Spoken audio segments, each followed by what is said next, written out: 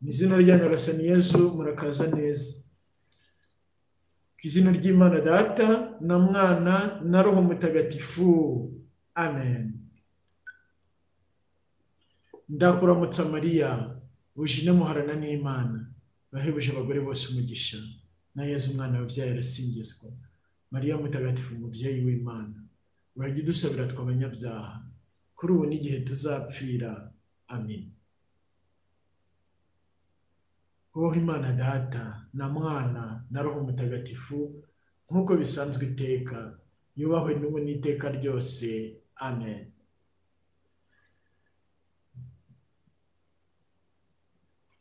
Dawe uri mu ijuru, izina ryawe ryubahwe, ingoma yawe yogere hose, icyo ushaka gikorwe munsi nk'uko gikorwa mu ijuru.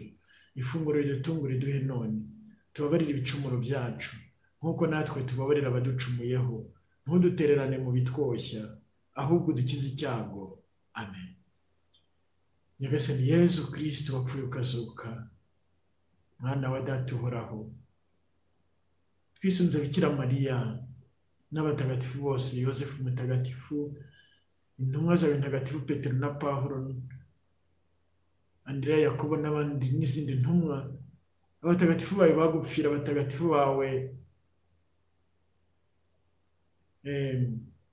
b'ababikira nka Mutagatifu Mariya Goreti, twibuka none kuri iyi tariki 6 z'ukwa karindwi, n'abatagatifu bose bagukunze urukundo rusumba izindi. Turakwinginze Nyagasani Yezu hamwe n'abamarayika bawe batagatifu, by'umwihariko abamarayika bakuru Gabriel Mutagatifu, Rafael Mutagatifu na Mikayire Mutagatifu, duha umugisha Yezu, buri wese umwe umugire wawe kano kanya, urushaho kumutagatifuza, urushaho kumusendereza Roho wawe Mutagatifu, urushaho kugira umwana wa Data uhoraho, umwana wa So uhoraho. Nyagasani Yezu, tugirire ubwo buntu, tugirire impuhwe, gira impuhwe buri wese, gira impuhwe isi yose. Amaraso yawe matagatifu natwikire Nyagasani Yezu buri wese mu bari muri iyi gahunda bari biyinjiremo, n'umuntu wese uzumva iyi gahunda mu buryo bunyuranye, wizageraho wese, Roho wawe Mutagatifu azamusendere, amukure mu byaha, amwinjize mu byawe Yezu, mu rukundo rwawe, mu byishimo, mu mahoro. Amuha ububasha bwo kwigobotora ingoyi y'umwanzi Sekibi no kuyigobotora ku bandi, mu izina ryawe Nyagasani Yezu, kugira ngo Data ahabwe ikuzo kandi Roho zikire, mu izina ryawe Nyagasani Yezu. Turakwinginze twiyoroheje Nyagasani Yezu, gira amasengesho y'umubyeyi Bikira Mariya, Yosefu Mutagatifu, intumwa zawe ntagatifu n'abatagatifu bose, maze amaraso yawe arinde iyi gahunda matagatifu, atwikire iyi gahunda, aho kugira ikiyihungabanya, uyuzuze ububasha bwawe bwo gukiza kuriho no ku mubiri. Roho Mutagatifu ayimanukireho, maze abayirimo bose abasendere, mu izina ryawe Nyagasani Yezu, kugira ngo abigishe kwita ku bandi, kubabera bagenzi babo, inshuti zabo, ababyeyi babo, abavandimwe babo, mu rugendo rukugana Yezu, mu izina ryawe Nyagasani Yezu. Yezu, Yezu, Yezu. Turakwinginze Yezu Kristo nyirimpuhwe, amaraso yawe matagatifu narinda aka kanya duhaye agatagatifuza, agahinduremo umwanya wo gukirizwamo, wo kwakiriramo ububasha bwawe, kugira ngo dushobore kuba abarinzi b'abagenzi bacu, tutabaye nka Kayini wahitanye umuvandimwe we, hanyuma akavuga ngo si umurinzi we. Turi tuba abarinzi ba roho z'abandi, aho kugira ngo tube abo kuzihirika, tube abo kuzirwanaho mu izina ryawe nyagasani Yezu, kugira ngo data ahabwe ikuzo na roho nyinshi zirusheho gukira mu izina ryawe nyagasani Yezu. Turakwinginze nyagasani Yezu ngo amaraso yawe matagatifu atwikira abacu bose, inshuti zacu, aho dufitanye isano bose, buri wese atwikirwa n'ayo maraso yawe matagatifu, maze ibibi byose bimubuza kugukorera, kugukunda, kuba uwawe bisenywe n'amaraso yawe mu izina ryawe Yezu. Natwe turabisenye mu izina ryawe nyagasani Yezu, kugira ngo bagire ubwigenge bwo kugukorera, kugukurikira, kukwamamaza nta kibazize. Amaraso yawe matagatifu natwikire kandi ku bubasha bwayo mu izina ryawe Yezu abanzi bacu bose, abo tuzi cyangwa tutazi, abatuzi cyangwa batatuzi, ababoneka n'abataboneka, abazwi cyangwa batazwi, abejo hazaza b'uyu munsi n'ejo hazaza.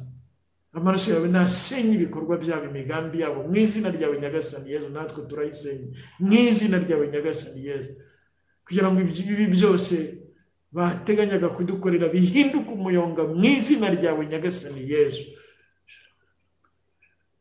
Turakwinginze Yezu mwiza, Yezu Kristo nyagasani, Roho Mutagatifu yiyoborere buri wese kano kanya, atwiyigishirize, atwigishe kumutega amatwi, afungura ubwenge bwacu maze tumwumve mu izina ryawe Yezu.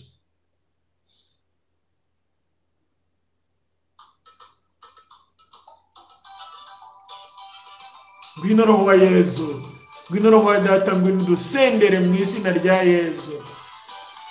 Ngwino Roho Mutagatifu mu izina rya Yezu, ngwino Roho Mutagatifu mu izina rya Yezu, ngwino Roho Mutagatifu mu izina rya Yezu. Roho Imana manuka, twese turagukeneye, ngwino duha amahoro, amahoro y'umutima, utubere umuhoza,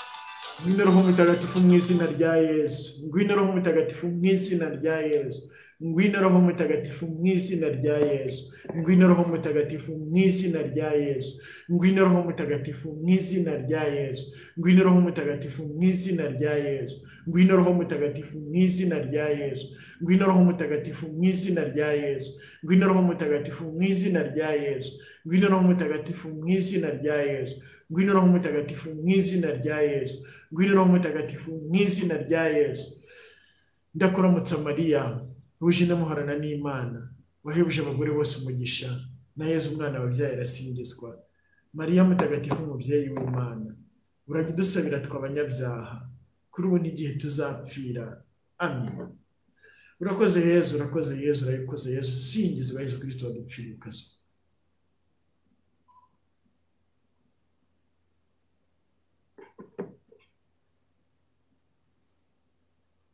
Yezu Kristo akuzwe.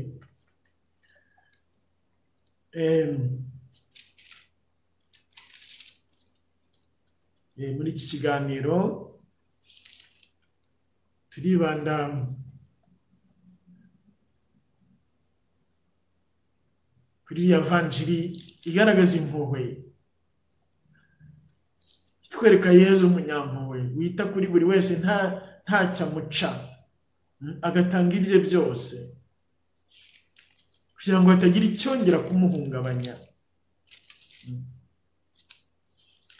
Ivanjiri ya Luka umutwe wa 10 umurongo wa 25 kugera ku wa 37. Muri ariya magambo bavuga bati Umunyasamariya wari mu rugendo amugeze iruhande, aramubona, amugirira impuhwe, aramwegera, apfuka ibikomere bye, amaze kubyomoza amavuta na divayi, hanyuma amwuriza indogobe ye, amujyana ku icumbi, amwitaho. Bukeye afata amadenari 2 ayaha nyir'icumbi, aramubwira ati umwiteho maze ibindi uzamutangaho nzabikwishyura ngarutse. Muri aya magambo ari muri Luka 10:31 kugera kuri 34 aratwereka uburyo bwo kwita kubo umwanzi aba yakozeho, umwanzi Sekibi na Serupfu. Muri izo mpuhwe abantu benshi badafite, akenshi hari abantu bafite impuhwe gusa zo mu rwego rw'isi, nkuko bazigirira nyine n'inyamaswa. Ntabwo kuri iki gihe hari abantu nyine basigaye bafite impuhwe ibimera n'inyamaswa kurusha kuzigirira abantu, ku buryo nyine ibyo nyine reka mbivuge kuko hari igihe abantu bagwa mu mutego batabizi. Ntabwo ari inyamaswa n'ibimera bidutegeka, nitwe tubitegeka. Niyo mpamvu ntabwo ugomba kugwa mu mutego yo kumva ko abantu babangamiye ibyaremwe, kuko nta muntu uza ku isi umuremyi atabishatse. Ntabwo rero aza kubangamira ibyaremwe bye, nawe ari umuremyi. Ikibazo si uwo muntu, ikibazo ni icyaha, nuko nyine abantu batabizi. Ikibazo ni Sekibi, noneho bigashaka kwitirirwa umuntu mu bikorwa byo akora bigomba kumubeshaho. Hari abantu nyine wenda bashobora kuba bari mu bintu byo kwita ku bimera, ku nyamaswa. Ntabwo ari bibi kuko nabyo ni ibyaremwe, ariko niba ari byo biri hejuru y'umuntu, kwita kuri ibyo ubwo ni ubuyobe. Buri mu buyobe bw'iki gihe.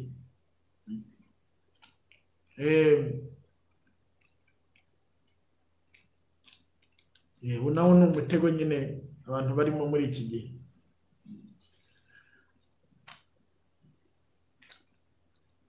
Kugera aho abantu nyine bakwemera akanga kubyara kugira ngo hatazaza undi muntu ku isi wo kubangamira inyamaswa zikabura aho ziba, ibihingwa bikabura uko byisanzura. Urumva nyine ubwo ni ubuyobe.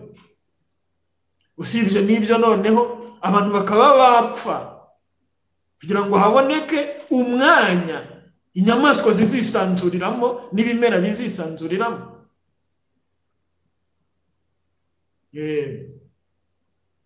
Ubwo kuvuga ni ugutaruka.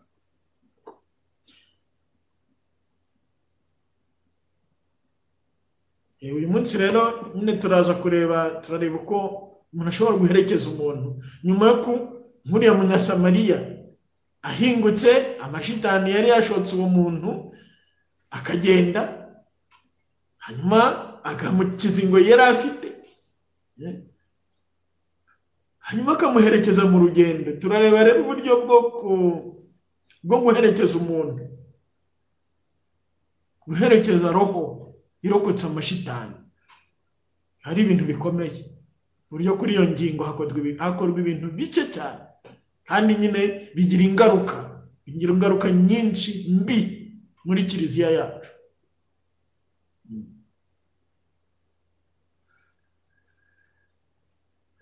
Niyo mpamvu nyine Yesu avuga ati imyaka yeze ni myinshi, abasaruzi ni bakeya. Afite ukuri, kuko ukurikije uko icyo roho zikeneye, ntabwo bavuga ngo uri padiri mukuru ngo wa roho 700,000 uzazitaho. Ntabwo bishoboka. Ku bushobozi se bufite nde? Sinzi niba hari n'umuntu washobora kwita kuri roho 20, niba koko dukurikije ibyo roho zikeneye. Ariko nyine usanga hari amaparuwasi afite n'100,000. Ingaruka zabyo ni iki? Nuko abantu batazitabwaho. Nta kundi. None ibyo bazasaba ninde uzabibaha? Aba bantu banasaba bose kubumvise penitensi y'icyarike, bakaza kuyisaba uko bagomba kuyisaba. Abantu bayibaha bava hehe? Noneho reka twongereho umuntu aje ati ndashaka kugisha inama. Abo bantu 100,000 baje kugisha inama, aba bapadiri 3 bari mu iyo paruwasi, ninde nta gihe ntibishoboka. Ibyo rero ntibidutangaje ko mu by'ukuri nyine dushobora kubona ko roho zacu zititaweho ku buryo nyabwo, bityo abantu bo mu yandi madini bakaza kuzitwara kubera ko nyine umuntu abona ko nibura aho ngaho hari abantu bamubaza batese waramutse, akazi se warakabonye, ese ko utakijya ku kazi utunzwe n'iki? Ibyo byose.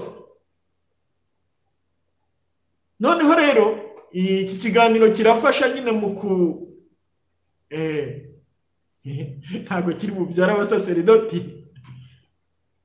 ariko ni ubundi buryo bwo kugira ngo umuryango wose w'abakristo wumve ko ubwo butumwa bw'abasaseridoti nabo babufite kandi bashobora kubukora, bikagirira roho nyinshi akamaro, ikaba imbaga saseridoti. Buri wese akumva ko ashinzwe roho y'undi. Abantu baramutse bageze kuri icyo, nta roho n'imwe yasonza. Ariko siko bimeze.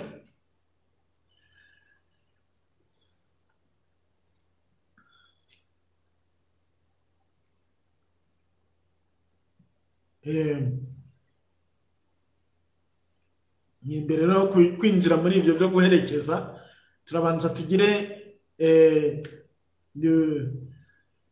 ibisobanuro byiyongera ku byo twavuze ubushize bihereranye no kwirukana amashitani, no guca ingoyi, kugira ngo byumvikane kurushaho. Uyu munsi hari inyandiko yuzuye ndi bushyire ku mbuga. Ni izina rya Yesu nateguye, nyine hariyo nateguye ubushize, ivuga roho umuntu agomba kwanga n'uburyo byakorwa. Ariko nyuma nyine yo kubikora no mu cyesipanyol, nasanze roho mutagatifu agenda amfasha kurushaho kubitunganya kurushaho, ku buryo umuntu uri bubone iyo nyandiko birabumworohera kurushaho gusenga neza. Ariko niyo kugufasha ubundi nukurikira iki kiganiro. Ntabwo ari ibintu bikomeye, upfa kuba ufite ukwemera muri Yesu, kandi si wowe ubikora, ni Yesu. Ibyo twarabivuze cyane. Icyo umuntu yakongera ku byerekeranye no kwirukana amashitani mu izina rya Nyagasani Yesu, no guca ingoyi mu izina rya Nyagasani Yesu, cyane cyane kano kanya turibanda ku umuntu abikorera undi muntu, paruwasi, umuryango uyu n'uyu w'abantu, cyangwa wa gisiyo gatolika, cyangwa umuntu yabikora ate? Iryo sengesho umuntu yarikora ate? Reka bariho duhera, kuko ubushize twagiye duhera ku muntu yakwibohora, ku wabohora umuntu uri imbere yawe. Noneho ku muntu udahari, reka bari aho duhera. Umuntu ntari aho ngaho, reka dufate ingero ebyiri kugira ngo mbese turavuga ibintu uko byakorwa. Reka dufate nk'umubyeyi uri musabira umwana we, umubyeyi uri musabira umwana we yakoresha ririya sengesho. Ririya nyine uburyo bwo kwirinda, ririya sengesho ritangira umuntu yakoroshya rwose abwira mubyeyi Bikira Mariya mfasha muri iri sengesho, wowe wahawe ubutumwa bwo gutsinda shitani, nanjye gitsinde mu izina rya Nyagasani Yesu. Uvuze utyo byaba bihagije, ariko hari isengesho rirambuyeho gatoya ryanditse nyine muri iyo nyandiko ushobora gukoresha.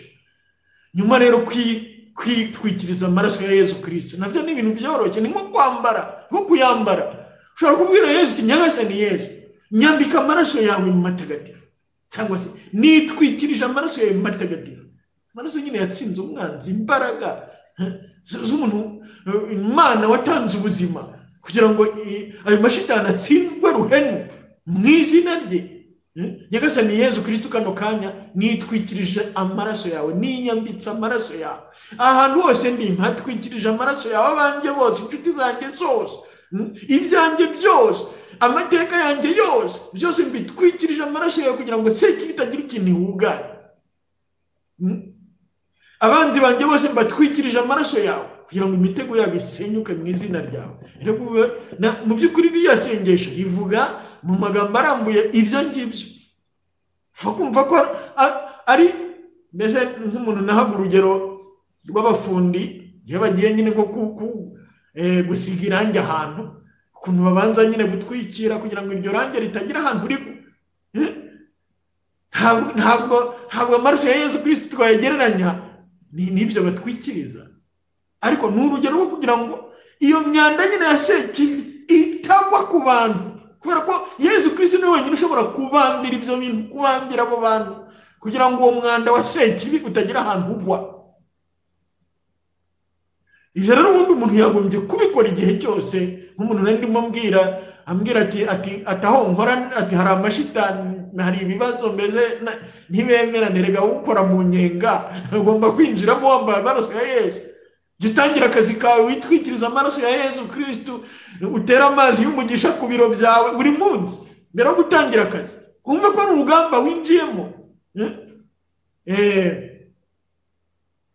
Nyagasani Yesu rero afite ububasha nyine bwo gutsinda shitani. Ibyo ugomba kubyinjiramo ufite icyizere ko nta kibazo. Nyuma rero yo kurinda byose, hasigaye Yesu Kristo umubwira kumwemera. Twabonye ko byose bikorwa mu kwemera Yesu Kristo wapfuye akazuka, ko yatsinze amashitani, nta wundi. Nkuko twakunze kubivuga mu isezerano rya kera, nta muntu ufite umubiri n'amaraso n'amagufa wigeze yirukana amashitani mu isezerano rya kera, nta n'umwe. Ariko Yesu aho ahingukiye ububasha Mana muri muntu, amashitani nyine yabonye ishyano, akavuza induru, nawe ubwawe akabyivugira ati waje kuturimbura, kandi koko nibyo.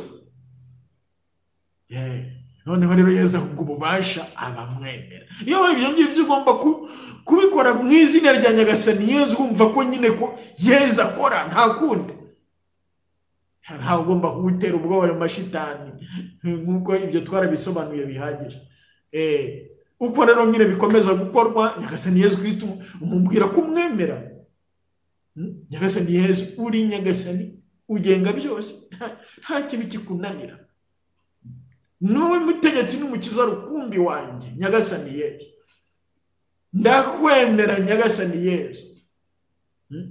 Abanyemera, kubera ko ibyo ngibyo uko kwemera nyine guhita guhura na rya jambo rya ati abazaba baranyemeye bazakora ibi n'ibi, bazirukana amashitani mu izina ryanjye. Nawe nyine uko kwemera Yesu, Nyagasani Yesu ndakwemera. Iyo rero umaze guhuza ukwemera nawe, ahasigaye nyine uratangira ugakora mu izina rye, ugatangira ukazanga. Twavuze ko duhera ku rugero rw'umubyeyi ushaka gusabira umwana we. Ubwo ngubwo mu nyandiko nyine uzabona ati mu izina rya Nyagasani Yesu nanze roho mbi. Iyo usabira undi nturekeraho ngo wanze roho mbi iyi n'iyi, ahubwo wongeraho mu izina rya nyagasani Yesu nanze roho mbi y'ubusambanyi iri mu muhungu wanjye kanaka. Urabyumva? Mu izina rya Yesu rya nyagasani Yesu, ushatse bakongeraho na Yesu Kristo, mu izina rya nyagasani Yesu nanze roho mbi y'agasuzuguro iri mu muhungu wanjye kanaka. Kuri buri kintu ukagenda uvuga gutyo. Mu izina rya nyagasani Yesu Kristo nanze roho mbi y'inyatsi iri mu muhungu wanjye kanaka. Mu izina rya Yesu Kristo nanze roho mbi ibuza akazi umuhungu wanjye kanaka. Mu izina rya nyagasani Yesu Kristo nanze roho mbi ibwira umuhungu wanjye kanaka ko ntacyo amaze. Hariko hari abantu nyine bahora bavuga ko ntacyo bamaze. Ari se kibizi bavugiramo nyine kugira ngo umunsi umwe baziyahure.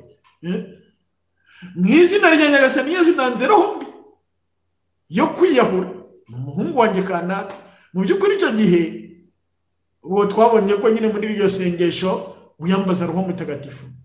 Hariya nyine usaba Bikira Mariya kugufasha, Yesu Kristo kugutwikiriza amaraso ye, kandi ukiyambaza roho mutagatifu. Icyo nari nkibagiwe cyangwa se nari nibagiwe kukibutsa. Mbere yo gutangira kwamamaza ukwemera, kwanga ayo mashitani mu izina rya nyagasani Yesu, ni byiza kwiyambaza roho mutagatifu kuko mu kanya niwe ugenda akubwira n'izo roho mbi zo kwanga izo arizo. Uhera rero kuri roho ku byo uzi ku mwana wawe ibibi, noneho ibindi ni ibikuzamo igihe uri muzanga buryo. Ariko nk'uko nabwiraga umuntu rimwe mwohereje ilisite ntoya nari mfite mu cyesipanyoro, ati muri izi ntayange mbonamo. Nuko ndamubwira nterega ntizose n'imvandimwe. Urabyumva? Ni wanga ziriya, usibye ko nyine nashyiragaho ntishyiraho n'izindi wumva zikurimo. Ariko hari abantu nyine ubwo bushobozi batabufite. Niyo mpamvu nyine iriya nyandiko nyine buriya ifasha. Hari abantu shitani itemerera kwireba mu mutima, ariko iyo byanditse hanze yabo bakaba babisoma kandi bakayimerera nabi. Niyo mpamvu nakugira inama nyine yo kubishyira ku mpapuro, yo kubyempurima nk'uko bavuga, aho kugira ngo ujye ubirebera muri telefone cyangwa muri ordinateur. Ufite ku mpapuro uzirebera ku mpapuro. Mu izina rya nyagasani Yesu Kristo ntukanga roho mbi zose. Iyo byose naho waba utazi ko iyo roho mbi murimo, ugomba kumenya ko muzo ugomba kwanga hari eshatu zitagomba kuburamo, zihuye na ya miryango itatu twavuze, zihuye nanone na ziriya ngoyi eshatu z'ingenzi duca: ubusambanyi, imihango ya gipagani, sekibi imihango ya gipagani, n'urwango no kutababarira. Ibyo bintu uko ari bitatu ntibiburemo. Mu izina rya nyagasani Yesu Kristo nanze roho mbi yo kutababarira mu muhungu wanjye kanaka. Mu izina rya nyagasani Yesu Kristo nanze roho mbi y'urwango mu muhungu wanjye kanaka, cyangwa se iri umuhungu wanjye kanaka, cyangwa se itera umuhungu wanjye kanaka. Washaka ijambo rikwiriye washyiraho. Noneho rero urangije ntiwibagirwe kuvuga zose. Mu izina rya nyagasani Yesu Kristo nanze roho mbi zose zigaba ibitero ku muhungu wanjye kanaka. Iyo urangije rero kuzanga, hanyuma uzirukana muri ngenga ya gatatu cyangwa iya kabiri, niba twabivuga gutyo. Ariko rero njye nakugira inama yo gukoresha iya kabiri yo kuzireba mu maso. Roho mbi cyangwa se ikigo ari we wese maze kwamagana mu izina rya nyagasani Yesu Kristo ndakwirukanye, ngutegetse kuva mu muhungu wanjye kanaka, ntuzigere umugarukamo bibaho. Jya munsi y'umusaraba wa Yesu Kristo mu nyenga. Ayo magambo nyine afite ububasha wowe udashobora gutekereza, kuko wabikoze mu izina rya nyagasani Yesu. Ni Yesu ubwo ubikora. Noneho ibyo ngibyo nyine ibyo birangiye, ibyo urazirukanye nyine. Ni byiza ko igihe ubikora urambura ibiganza, kabone naho yaba adahari, igihe cyo kuzirukana, ko mu biganza ni ikimenyetso nyine cy'imbaraga.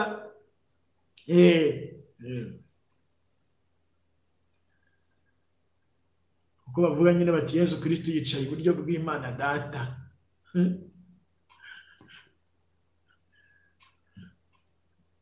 ukuboko kw'Imana Data ntigushobora kunyeganyega Yesu nyine Yesu atabigizemo uruhare. Ntacyo Data yakora, nta nicyo yigeze akora Yesu Kristo nyine atari wakoresheje. ubwo rero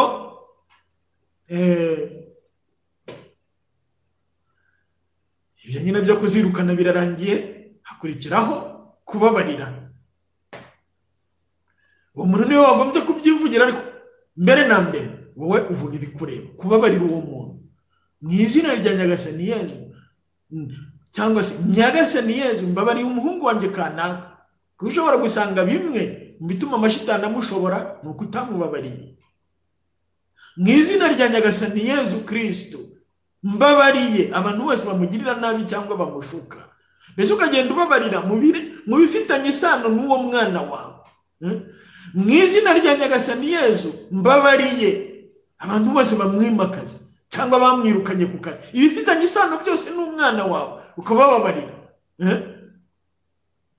kandi ubwira Yezu cyangwa se uvuga gutyo, mu izina rya Nyagasani Yezu, cyangwa Nyagasani Yezu mu izina ryawe mbabariye, Nyagasani Yezu mu izina ryawe mbabariye, cyangwa se mu izina rya Nyagasani Yezu.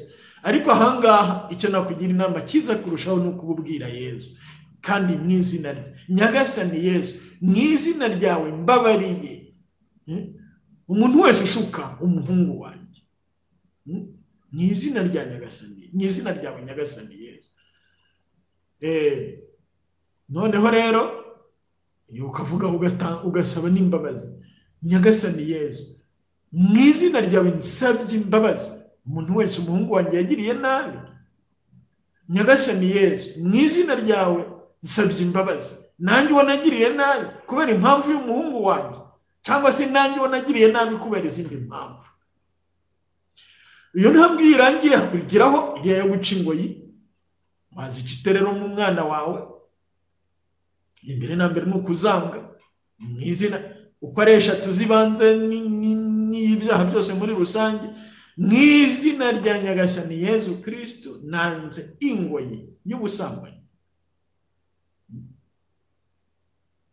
ikorera mu muhungu wanjye. niba uzi ibyo imukoresha ushobora kubyongeraho, ushobora kubuza incorekeye. mu izina rya Nyagasani Yezu Kristo nanze ingoyi y'ubusambanyi ituma umuhungu wanjye kanaka asambana na, siko bivuga. cyangwa se ibindi ashobora kuba akora, ashobora kuba abangamiwe na porunogarafiya.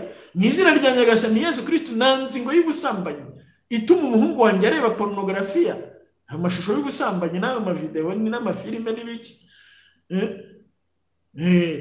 cyangwa se ibindi ushobora kubuzi, cyangwa se wenda niwe wamukoresheje amahano, dore ko nta bitabaho munsi y'irizuba. iyo nabyo nyine ukaba wayica kuri ubwo buryo, ariko iyo ni iyawe mbere na mbere. ariko ushobora no kuyica nyine muri we. mu izina rya Nyagasani Yezu Kristo nanze ingoyi y'ubusambanyi yatumye umuhungu wanjye kanaka mwisambanyiriza njyewe ubwanjye.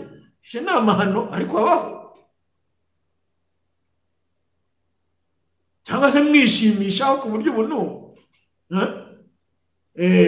kandi ubwo ntibivugiwe ubusa nyine, buriya hari uwo bireba.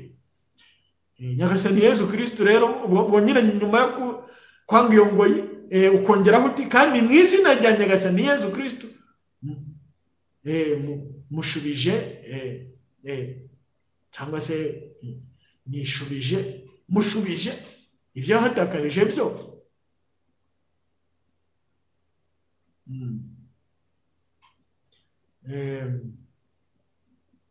nyuma yo kwanga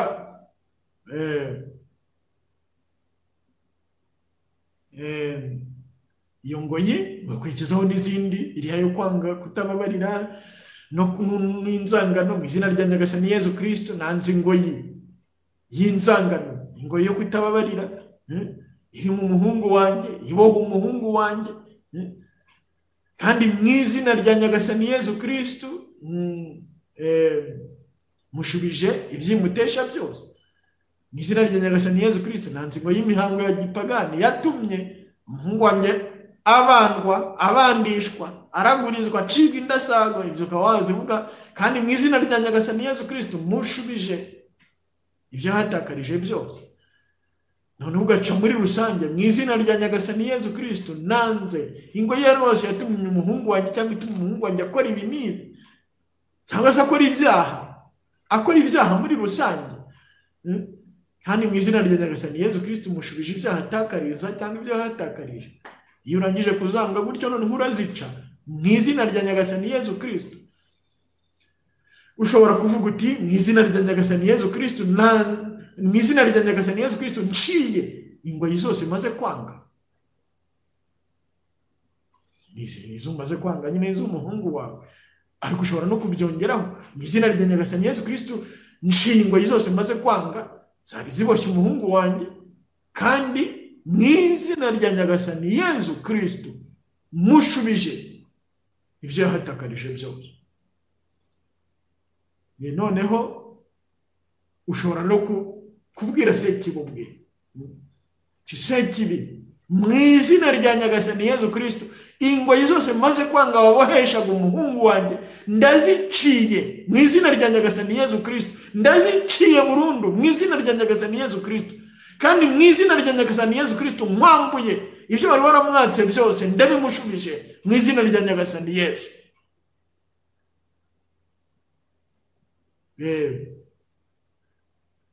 Ubwo noneho hagakurikiraho ibyo kumutura Yezu na Bikira Mariya. Tumubye Bikira Mariya ngo turi umuhungu wanjye kanaka, mukoreshe ibyo ushaka, Yezu Kristo ashaka. Murangirizeho gushaka kwa Yezu Kristo Nyagasani, we wamuremye akamucungura, akamucunguza amaraso ye matagatifu. Nyagasani Yezu Kristo mweguriye umuhungu wanjye, murindisha amaraso yawe mugira uwawe rwose. Nyuma yo kumwegurira gutyo, noneho ukamusabira umugisha wa Data na Mwana na Roho Mutagatifu. Ubwira Data mu izina rya Yezu, ubwira Yezu mu izina rye, ubwira Roho Mutagatifu mu izina rye, ukurikije ibyiza byose ugenda umusabira. Hari isengesho nyine ushobora gusanga muri ya nyandiko nababwiye. Iryo ryo nta nicyo narihinduyeho, ni rya rindi ry'ubushize kuba ryagezeho, kuko ariko sina ngombwa gukoresha iryo Roho Mutagatifu byo yakubwira ibyo akeneye, ibyo wumva akeneye. Usaba Data, usaba Yezu, usaba Roho Mutagatifu kugira ngo muhe umugisha. Kandi uvuga ijambo umugisha, muhe umugisha dawe mu izina rya Yezu, umukureho imivumo yose yivuma ubwe, avumwa n'ibyaha bye ituruka kuri twe ababyeyi be cyangwa mu masekuruza be ba kera, mu bakurambere be, kuri Sekibi ubwayo, ukamusabira umugisha. Niba namusabira umugisha bisaba kutongera kumutuka, noneho ururimi rwawe ntirwongere kumuvuga nabi, kuko ugahinduka igikoresho cy'umugisha kuri uwo mwana wawe. Ubwo ibyo birarangiye. Noneho tugaruke gatoya ku byo ku muntu ukuri imbere cyangwa uri imbere y'abantu babiri barimo kumusabira, rwose birasa. Gusa nyine aho bitandukaniye nuko ibiganza baba biramburiye ku muntu uri hafi yawe, nta kindi. Kandi bisaba ko uwo muntu mumureba mu maso mu izina rya Nyagasani Yezu Kristo. Igihe amaze, kandi niwe uzanga, noneho mumufasha nyine kugenda asubiramo mu izina rya, birasobanuye neza muri iyo nyandiko, ku buryo nawe rero ugomba kugira ubwoba bwo gukora ubwo butumwa. Ahubwo reka ngaruka kuri icyo ngicyo cyo gusabira umwana wawe. Reka dukurikizeho noneho gusabira umuryango wawe. Aho ngaho wavuga ngo umwana wanjye kanaka ugenda ushyiramo ngo umuryango wacu cyangwa se umuryango wanjye cyangwa inzi ko muwita umuryango wabo kwa kanaka mugari cyangwa mutoya. Mushobora gushyiramo umuryango, ushobora gushyiramo umuryango remezo wanyu, ushobora gushyiramo paruwasi yanyu, ushyiramo diyosezi yanyu, igihugu, akarere k'iyogezabutumwa runaka, umuryango wa gisiyo gatolika runaka, umuryango w'abihaye Imana kominote runaka.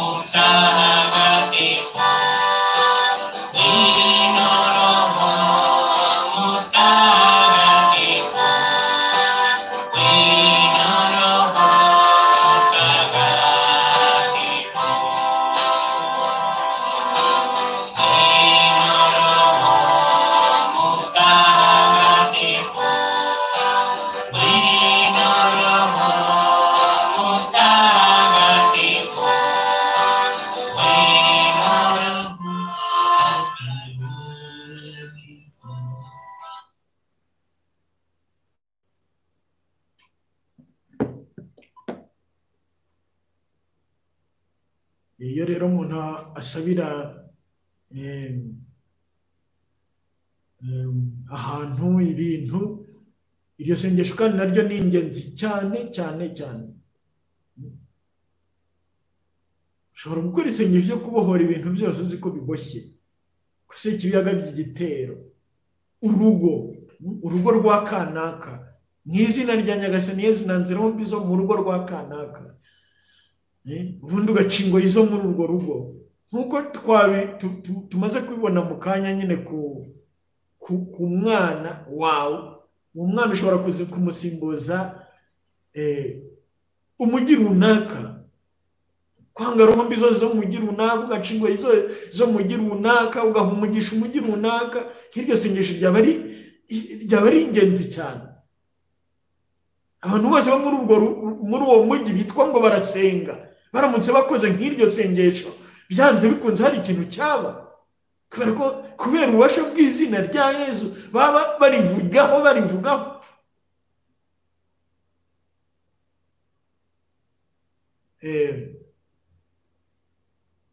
Iyaba rero mu izina rya Yezu Kristo abantu bose bahagurukiraga kumva nyine ko bagomba kurwana urwo rugamba mu izina rya Nyagasani Yezu, byanze bikunze hari ibintu byabo.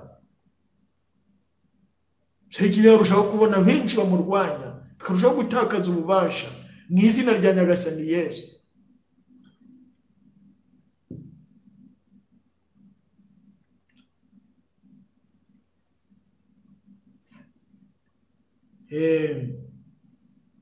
Ntabwo rero umuntu arikora rimwe, ngo warabikoze byararangiye. Igihe cyose ubona ko izo ngo zigihari, ko umuntu atarahinduka, ngomba guhora umusabira nk'abantu b'ababyeyi ku byerekeranye n'abana babo, iri sengesho yagombye kurikora buri munsi, asabira umwana we niba koko, cyangwa umugore usabira umugabo, umugabo usabira umugore, kugeza igihe nyine iyo sekibi itsindiwe. Kuko bimwe mu bintu nyine sekibi ikoresha nuko itwigisha kurambirwa, ikaduca intege ku buryo bworoshye.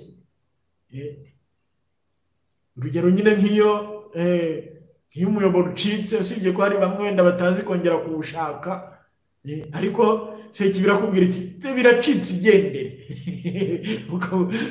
si dore byacitse igendere. Ukaba nyine ibonye impamvu yo kutumva icyari kuyimena umutwe uwo munsi, nibura ikaza iburyaho kabiri. Ni byiza rero cyane cyane iyo bicitse kugira gusangiza abandi bashobora ukabishyira nko kuri Facebook yawe cyangwa muri WhatsApp, kugira ngo abandi babishaka bashobore kongera kugaruka. Ibyo nyine turabibona mu kanya. Ntugatume umuntu agenda ngo ureke gukomeza kumukurikirana umushyiriye ibya Yezu Kristo. Nyagasani Yezu Kristo ni muzima kandi arakiza. Izina rya Nyagasani Yezu Kristo ntirishobora kuvugirwa ubusa, kandi niba ari amashitani arivuga, nayo arimo arikorera ishyano kurushaho, nta gushidikanya.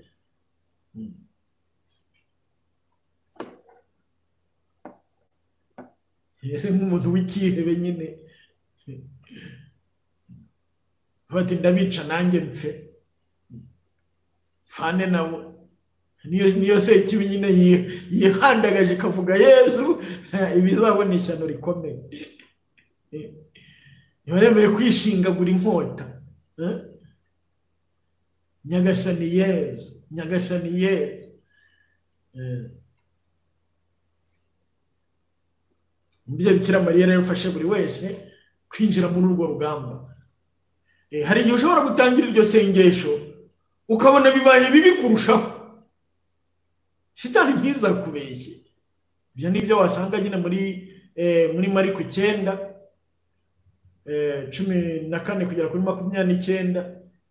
Yezu yaraje, ibyo numva hari twarigeze kubivugaho, ahingutse atangiye ibariho igaragaza ibibi itagaragazaga na mbere, ishaka nko kumutera ubwoba cyangwa kwerekana ko nawe ntacyo avuze aho ngaho. Wari ushobora gutangira urwo rugamba rwo kuzirwanya kuriya, ukabona noneho byahubutse, ukibwira ngo uko umuntu babigenze nabi kurushaho, kugira ngo zigutere ubwoba ubireke. Amashitani ntabwo ashobora kugenda nyine adakoze, nta kintu kibaye cyo kurushaho kugira nabi.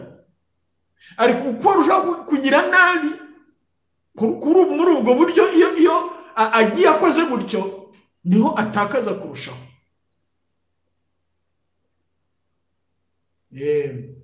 Ntabwo ari ibyo bigomba kugutera ubwoba. Nk'uko hari umuntu uvuga ati reka ndeke gusenga kuko iyo nsenze, iyo ngeze mu rugo niho bantuka, niho induru ziba nyinshi. Nyine amashitani yashakuje kuko hari ikintu wayakozemo, arimo arataka, ahubwo wagombye kurushaho.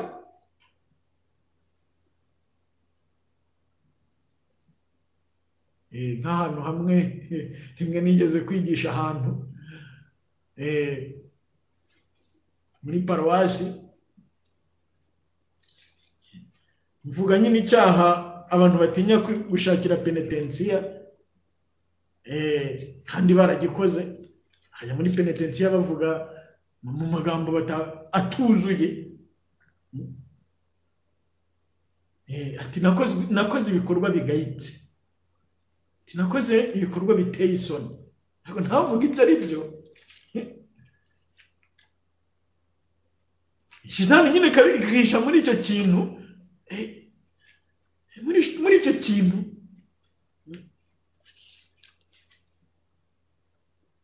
nk'uko igakomeza ibikorwa byayo bibi bya kigome muri wowe no mu bandi. Biriya biri mu Balevi umutwe wa 20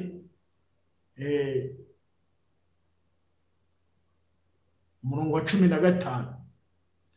Umuntu nasambana n'inyamaswa muzamwicane nayo, nihagira umugore wemera inyamaswa ikamusambanya muzamwicane nayo, niwe uzaba yihamagariye urupfu. Mu Balevi 20 umurongo wa 15 n'uwa 16.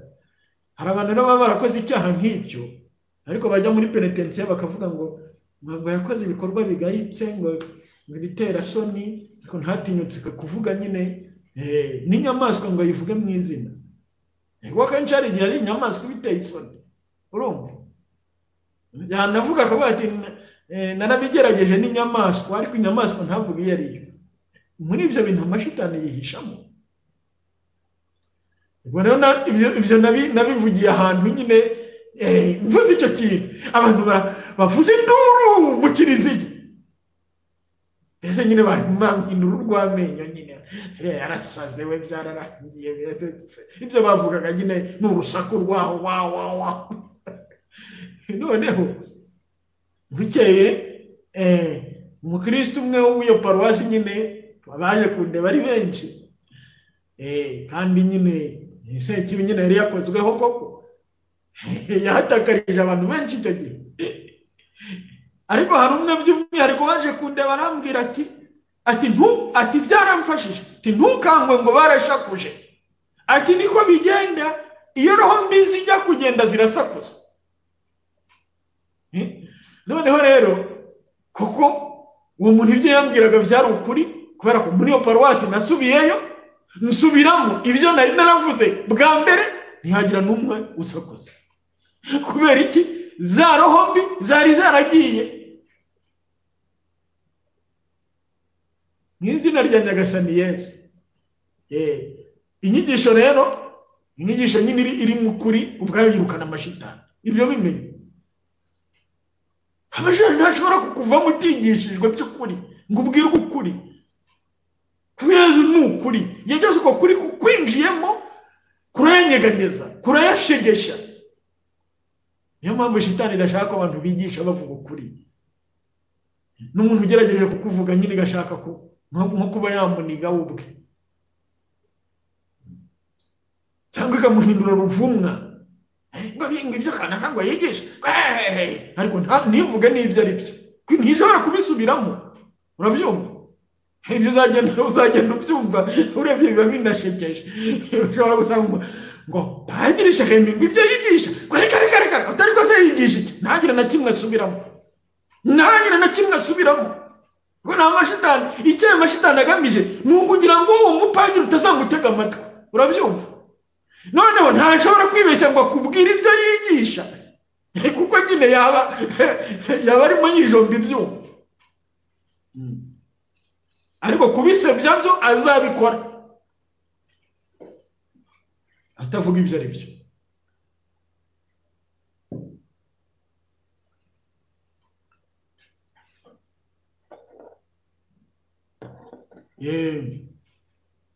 Ni byiza rero kwinjira muri urwo rugamba. Yesu araguhamagara wigira ubwoba, tangira uhere mu bawe, uwo muhungu wawe rwose umwihate, uwo mukobwa wawe uri mu busambanyi umwihate, bene wanyu baraguza ubihate. Ushaka kubabohora uzareba icyo Yesu azakora. Ntabwo Yesu arakina ko akiza, Yesu arabohora. Yesu Kristo ni muzima, Yesu Kristo ni Nyagasani.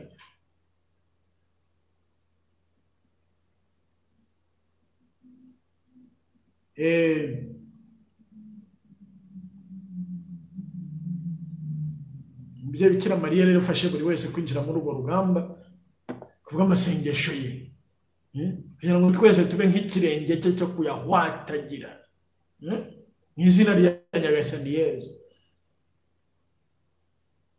Singizwa Yesu Kristo wadupfiriye ukazuka. Bikira Mariya mwamikazi wa Karumeli dusabire. Mutima utagira inenge wa Bikira Mariya turengere turwaneho mu izina rya Yesu. None ibyo ngibyo urugamba nyine hari abarutangiye, niho mutaratangira uyu munsi. utangire mu izina rya Yesu. Wigira ubwoba, Yesu Kristo ni muzima.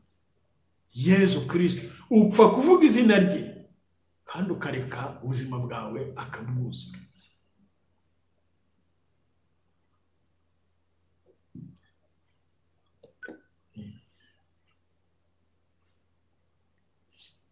Uko rero umuntu yaherekeza cyangwa se yarinda inzira y'umuntu utangiye urugendo nyuma yuko abohoka ku mashitani.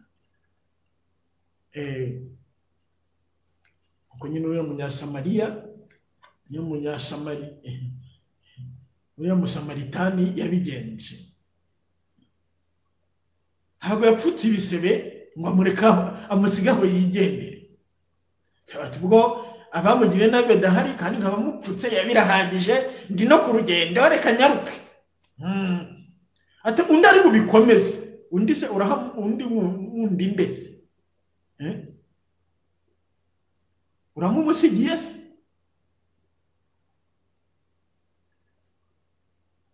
Amuriza indogobe ye, yemera guhindura gahunda ye, aramuherekeza. Amuriza indogobe ye, aramuherekeza, amujyana ku icumbi ahantu azi neza ko nta uri bwongere kumugirira nabi.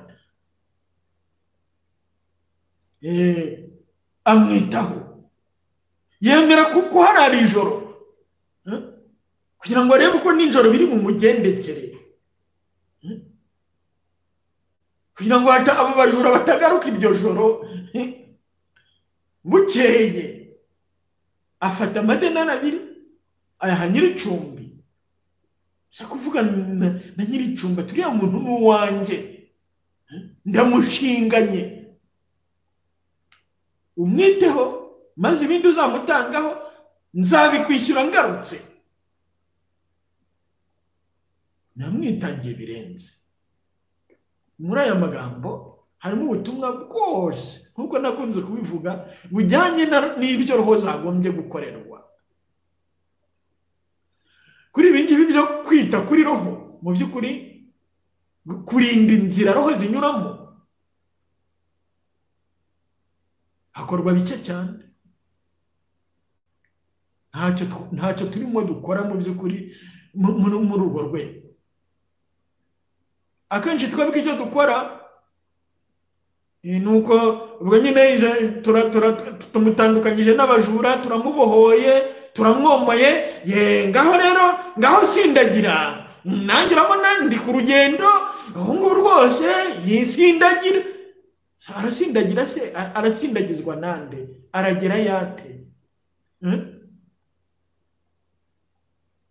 Zase ikiro ziri bugaruke, nta gushidikanya. Babajura bazamugirira nabi kuko bari bakimurwaye inzika kuva bataramuhorahoza.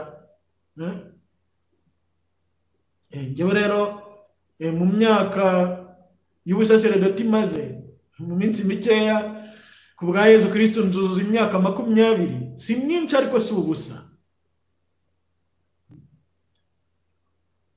Nabonye ko kuri iyo ngingo hagombye gukorwa ibintu byinshi, ariko nyine bidakorwa rwose. Buri roho ubwayo hagombye kugira umusaseredoti wayo wo kuyitaho, duhereye ku basaseredoti. Buri roho umusaseredoti umwe, icyo gihe yakwitabwaho rwose. Uwo musaseredoti aramutse ari muri Yesu Kristo.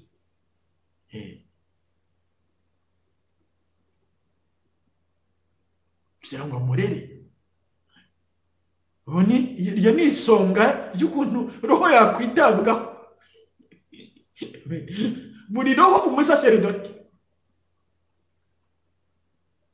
Hano umusaseredoti uri muri Yesu Kristo. None rero ibyo ngibyo, yewe simvuze ngo nta no kubirota, ariko wenda hari aho ubukristo nyine bwazimye cyangwa buri hafi kuzima. Usanga padiri mukuru afite abakristo 4, 10, ariko niba abandi nabo wenda batanamukeneye.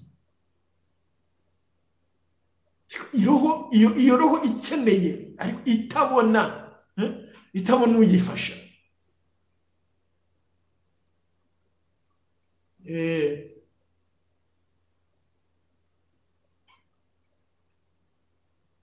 Reka rero urugendo rwo gukurikira Yezu Kristo ntabwo se ikibi nyine zirwishimiye cyane, ntabwo zirwishimiye, zirarwanga cyane, bityo nyine zihatega imitego y'agatangaza. Abagiye mukurikira ibiganiro Faustin Ntidendereza atanga mwariyumviye cyane cyane icy'ubushize, imigambi nyine amashitani ibika bya sekibi, imitego yose ibyo yubaka nyine kugira ngo roho hatagira izamuka, zose zimanuke.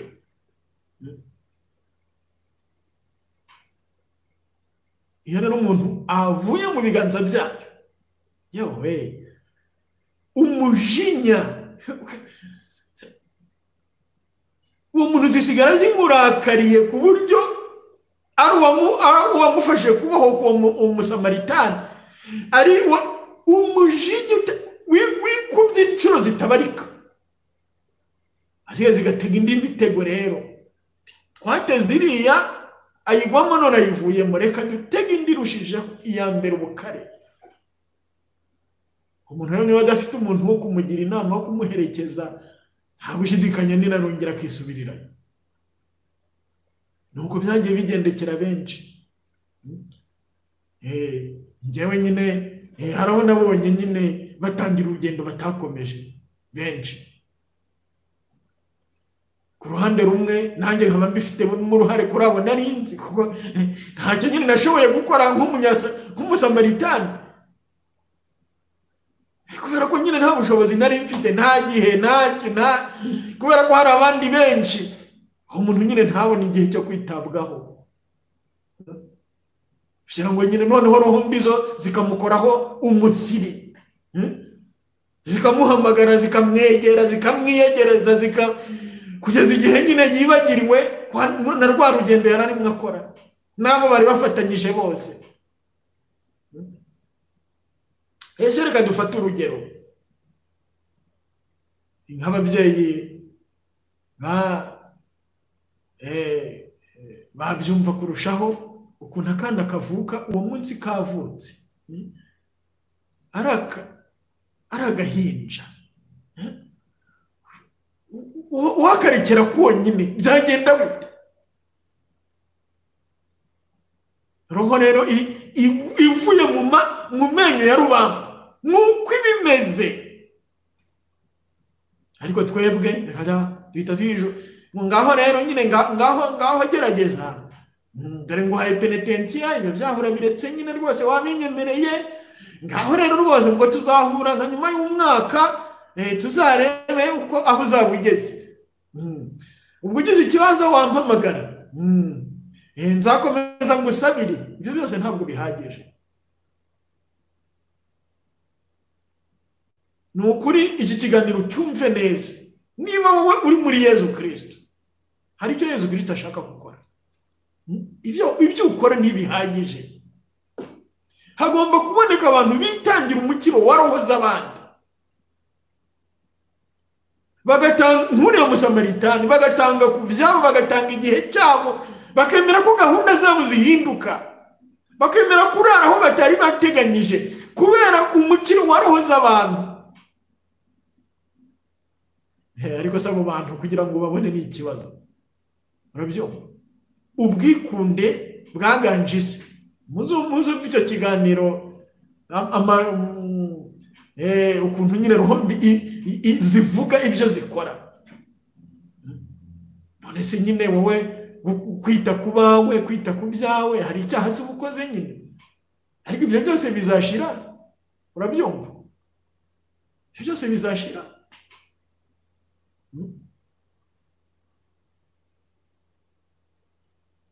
Nukuvuga ko nyine hari ibintu ushobora kwirohamo bitari bibi, ariko bigutesha igihe, bigutesha umwanya wagombye gukoresha ufasha roho z'abantu.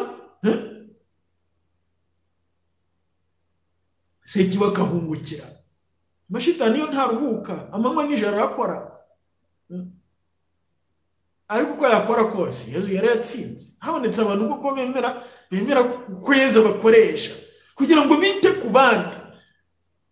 Hari abantu benshi reka rero wenda dufate urugero rufatika nyine. Ibyo turabyumva duhereye ku ruhinja ko roho ikivuka yari iri mu nzara za Sekibi, ikeneye abantu bo kuyirera, abantu bo kuyitaho. Ariko nyamara reka da ubwo nyine ako gahinja nyine karatashye mu rugo iwabo, ntibajya banasenga, ahubwo nyine ni hahandi bashihana, amashitani aruzuye. Ubwo ngubwo aho ngaho hatashye, wenda n'umwana w'umukobwa wari utangiye kubohoka ku busambanyi, nyina we ubwe abana n'umugabo batasezeranye, urabyumva. Umusaza we yazanye umukobwa aho ngaho, atashye mu kuzimu. Urwo rugo ni urugo Sekibi yafashe. None uwo mwana arahatashye, urwo ruhinja ejo azongera amusubiremo. Iryo joro nta nubwo riri buke, urabyumva.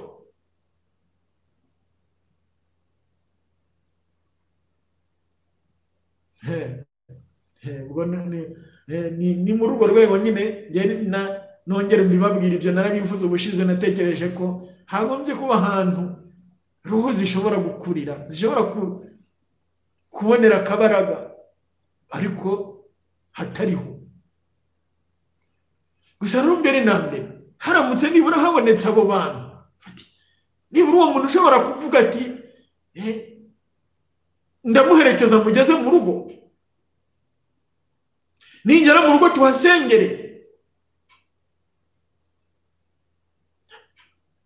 Icyo gihe nacyo ntacyo. Cyangwa se tuzajya tumusura buri munsi, ubwo buri munsi tuzajya tuza mu rugo iwawe tuhasengere, cyangwa se mu rugo iwanyu. Niba se mu rugo iwawe batemera ko bahasengera, tuzajya duhurira aha buri munsi dusengane.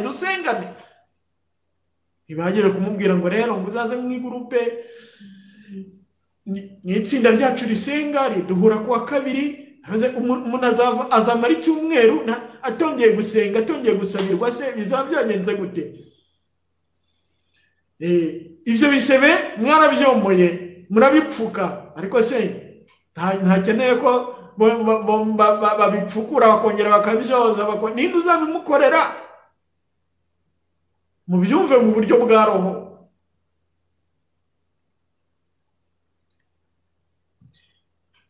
Nta gushidikanya ko haramutse hari umuntu utangiye urugendo, hakaboneka abantu bo kumwitaho, shitani ntawe yazamukura. Ariko siko bigenda,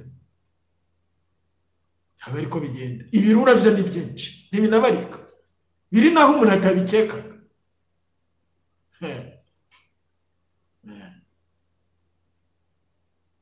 Abo ngabo kwita kuri Yesu nimbarwa, kwita kuri roho za Yesu, abo ngabo nimbarwa. Ushobora kugera muri paruwasi uvuga uti reka dushyireho itsinda ry'impuhwe cyo kujya ryakira abandi, rikabatega amatwi, kugira ngo uzabone abo bantu. Ni intambara. Abantu ntibashaka gutanga igihe cyabo, bifitiye ibyo bashugurikamo by'imibereho. Si bibi, ariko ibyo byose bizashira. Kandi nta muntu, Yesu ni umugati utanga ubugingo, nta muntu n'umwe wigeze amwitangira ngo agire icyo abura.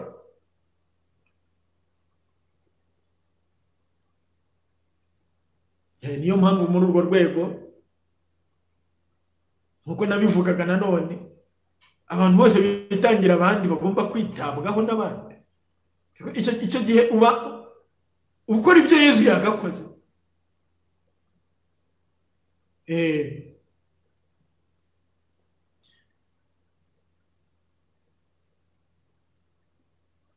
Umuntu amaze kumva ko ari ngombwa kandi akumva ko Yesu amuhamagarira kugira icyo akora, ntashobora no kugikora wenyine. muri urwo rwego nyine kimwe mu bintu byo kurushaho gufasha roho no kuziherekeza ni ubutumwa umuntu agira ahantu akorera kandi akagira abo bagukorana. Ibintu byombi ni ingenzi, kugira ahantu ukorera n'abantu mukorana. Ahantu ukorera kubera iki? Abantu bashobora kugusanga cyangwa se kubasanga kugira ngo mubasabire, kugira ngo mubagire inama, kugira ngo mubirukanemo amashitani. Mbese nk'uko nyine habaho kwa muganga ibitaro runaka bitajya byimuka, umuntu wese wumvise ko ababaye akagana aho hantu, n'abo bantu bagomba kuba bakagira iminsi izwi. Ariko se urebye nyine imbabare muri urwo rwego nta bantu bo kuzitaho.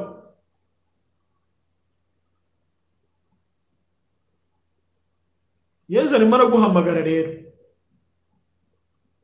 niyo ubyiyumvamo kumva ko rwose hari ikintu ugomba gukora, hari n'undi ahamagara. Iyo mubaye babiri biba bihagije, muba mushobora gukora ibintu byinshi. Mushobora kwiyegeranya mugasengera hamwe, mushobora gukora ibintu byinshi. Aho babiri cyangwa batatu bateraniye mu izina ryanjye mba ndi hagati yabo, niko Yesu atubwira. Iyo rero babaye benshi birushaho kuba byiza. Niyo mpamvu muri iki kiganiro rero kubwira buri wese kumva ko Yesu amuhamagara, ariko ni byiza ko buri paruwasi yagira abantu bashinzwe ubwo butumwa. Hari amaparuwasi amwe nyine, hari imyaka abo bantu barwanyijwe cyane rwose, bakajya bafatwa nk'abapfumu, bakajya babasebya ku mugaragaro muri za kiliziya, abafite amagambo muri kiliziya. Nk'ibyo byabaye igikorwa cya sekibi, aho byagiye biba gutyo. Ariko Yesu Kristo ni muzima nyine, igihe kiragera nyine akagaragaza ko ubwo butumwa bufite agaciro. Hari aho bamwe bagiye bagera bakabihagarika ubutumwa bwo kwakira abantu, tijya simbishaka ndi padiri mukuru nuko, kandi we ntacyo akora muri urwo rwego. Abagerageza kubikora nibahagarara. Yesu ajya atugirira impuhwe. Nk'ibyo bari ibikorwa bya sekibi, urabyumva? Sekibi ashobora gukoresha abantu abo ari bo bose. Buri paruwasi rero muri rusange yagombye kugira, buri paruwasi ntibihagije. None se paruwasi y'abantu 100,000, iryo ni itsinda ry'abantu wenda babaye benshi, babaye 10 cyangwa babaye 15. urumva si ubwo butumwa bazabushobora? Buri muryango remezo wagombye kugira abo bantu. Ngaho rero tangira ujya muri paruwasi uvuga uti ngiye gukora ku buryo muri muryango remezo ugira abo bantu, uzababona he? Ni ikibazo. Akenshi ari igihe twibwira ngo dufite nyine abakirisitu, ariko wajya kugira nka cya giti nyine ushaka gusaruraho imbuto ugasanga ntaziriho, ntacyo gishobora kuguha, ukicwa n'inzara kandi gihari.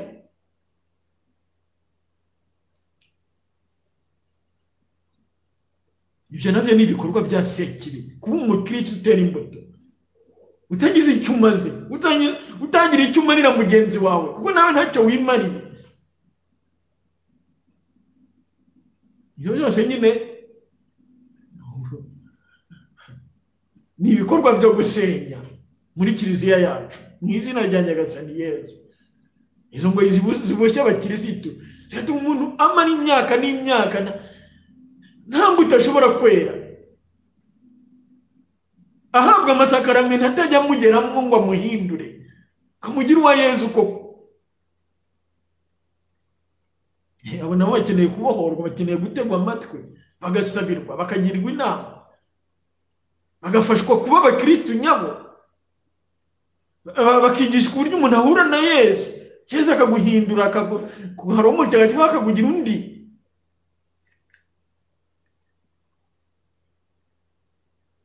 Iryo tsinda rero cyangwa se abo bantu tuvuge ko muri batatu muravuze muti twese turashaka ko ubutumwa tubukora. Ni byiza ko mugira ahantu mukorera. Ni hehe? Si ni mu muryango remezo, ni mu karere k'iyogezabutumwa, ni muri santarari, ni muri paruwasi runaka, cyangwa se ni muri chapelle y'ababikira runaka. Hamba kugira ahantu musengera namwe, ahantu muvoma kandi mukahurira n'abantu. Akenshi rero iyo habonetse abantu habura ahantu. Hari abantu rwose bashobora gufasha abantu, ariko yagera muri paruwasi runaka ati mwamfasha mukampa ahantu tuzajya dutegera abantu matwi. Ibyo ni ibikize.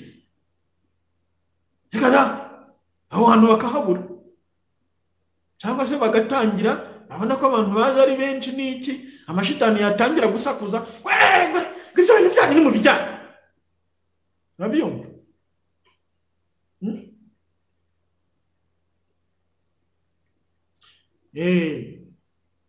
Ibyo byose byerekana ko kiliziya yacu ifite ibibazo. Tujye tuvugisha ukuri. Niba abantu badashaka kurwanya shitani bakorera nde? Ngaho nibasubize, niba bireba mu mitima. Niba abantu badashaka ko Yezu Kristo yakundishwa abantu, abo bantu bakorera nde? Nibasubize, niba biyizi ibiri mu mitima yabo.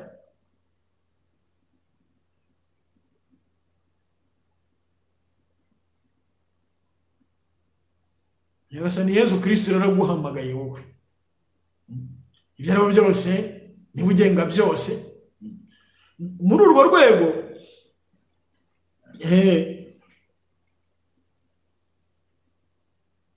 ubundi ubwo butumwa bwagombye guhabwa agaciro gakomeye. Bukaba bushobora gukorerwa muri kiliziya zose, zose zigakingurwa, nta nimwe ivuze ngo twebwe ngo ibyo birababaje. Birababaje ibintu nk'ibyo, ariko nyamara bibaho n'uyu munsi biriho. Niyo mpamvu mu byo dusabira n'ibyo nabyo tugomba kubisabira, kugira ngo Yezu Kristo akingure imiryango yose ya kiliziya ye. Kiliziya ni iyi, kandi Yezu Kristo yatsinze shitani, yanga shitani.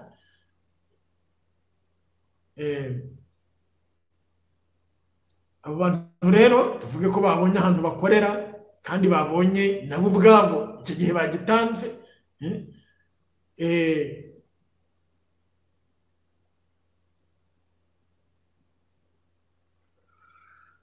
Uburyo nyine bakira umuntu, ibyo byose ndumva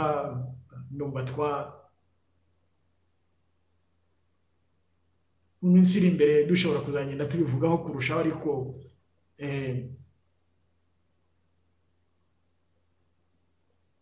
abo bantu kugira ngo ubutumwa bwabo bugende neza bagomba kuba bunze ubumwe muri Yezu Kristo, bafitanye ubumwe hagati yabo. Muzumva nyine bimwe mu mbuto za shitani ni ugucamwa abantu ibice bikorwa byabo. Mwumva icyo kiganiro cya Faustin Ntidendereza cy'ubushize amashitani avuga, kandi ibyo ngibyo ni ukuri rwose. Igihe cyose rero duciyemo ibice, turimo amacakubiri, ntabwo dushobora kwirukana amashitani. Ntibishoboka, kuko abaturimo hakwirukana si bikurimo. Urukundo ni rwo ruyanukira agahunga. Abantu nyine bafitanye ubumwe. Itsinda ry'abantu bahuzwa no kwirukana amashitani, urukundo rugomba kubahuza.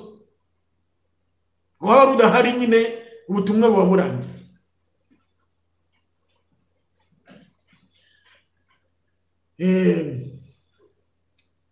noneho ku byerekeranye no guherekeza kubera ko n'ubutumwa burebure nyine Yesu naduha ikindi gihe tuzagenda tugira ibyo tuvuga iyo utangiye kandi Roho Mutagatifu ubwo arakuyoborera nuko ubundi rero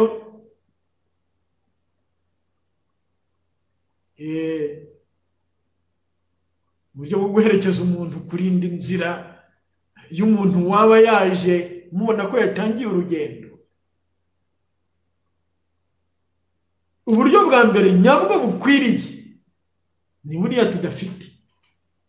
Umuntu nawe yagombye kujya, yagombye kuguma aho ngaho nk'uriya munyasamariya musamaritani uko nyine yagumanye nawe, aguma aho ngaho kugeza igihe akiriye. Hagombye kubaho amazu yo kwita kuri roho. Umuntu akaguma aho ngaho mukareba uburyo agenda azanzamuka, agenda atora agatege muri roho ye. Ariko ubwo buryo nta buhari kugeza ubu, nta namwe buri.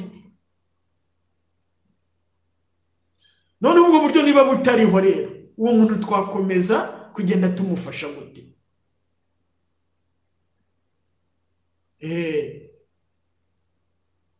Nyine hari uburyo bundi bushobora niba ari umuntu wo gutangira urugendo, tuvuge ko wenda mwe mutangiye ubwo butumwa muri babiri, hari umuntu nyine mukozeho ubutumwa wabaga mu cyaha, abemere ko akivuyemo, muramusabiye, muramubohoye,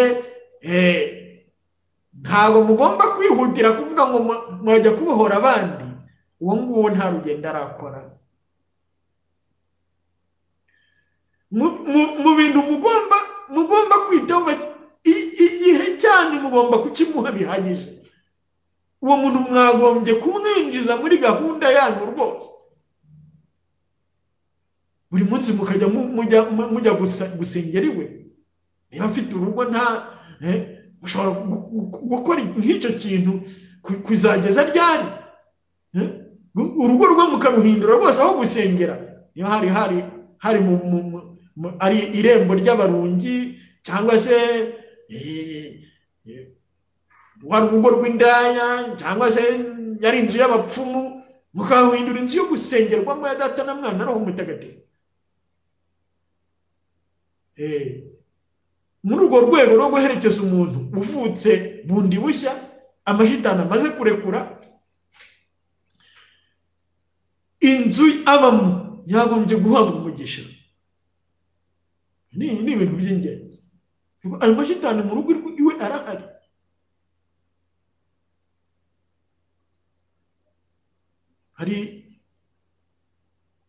Hari ibintu biherutse muri uwo rwego, nk'urugero natanga, hari umuntu nyine wanyandikiraga wakurikiraga inyigisho zanjye, ntabwo njye nari muzi, ariko agombe kuba yarajyaga aza mu myiherero njye yaranzi twajyaga dukora mbere y'iki cyorezo cya coronavirus COVID-19. Noneho akajya anyandikira ibintu byinshi, njye simbona rimwe na rimwe nkaba namusubiza nk'akajambo kamwe.